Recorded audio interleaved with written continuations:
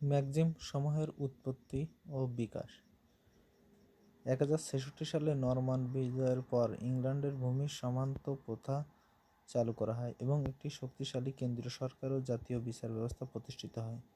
তখন থেকে ইউকেটির সূচনা হয়, যদিও সুস্পষ্টভাবে এবং ঐতিহাসিকভাবে স্বীকৃতি সময় হচ্ছে রাজা প্রথম এডওয়ার্ডের রাজত্বকাল।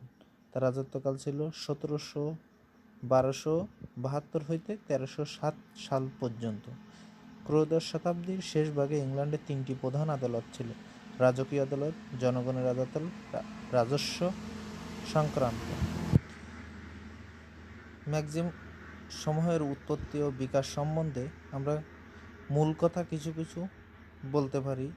জনগণের মধ্যে বিবাদগণ, মামলার বিচারের কথা, কোর্ট অফ কমন প্লেজিতে, সরকারি রাজস্বতে, প্রথম দিকে কতিপয় কাউন্সিলের সাহায্যে, যার ভিতরে কাউন্সিল বিচার ডিগ্রি দিতেন। কাউন্সিলের এই মতবাদ জনগণের পছন্দ করতেন না।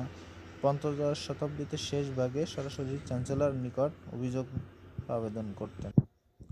চ্যান্সেলরি বিভাগকে তাই ক্রমে ক্রমে চ্যান্সেলরি আদালত নামে অভিহিত করা হতো। কমন ল কোর্টের মধ্যে নির্দিষ্ট আইন অনুযায়ী আদালত বিচার করতেন। তারা বিবেকের দৃষ্টিতে বা বিষয়টির মূল্যায়ন করেন।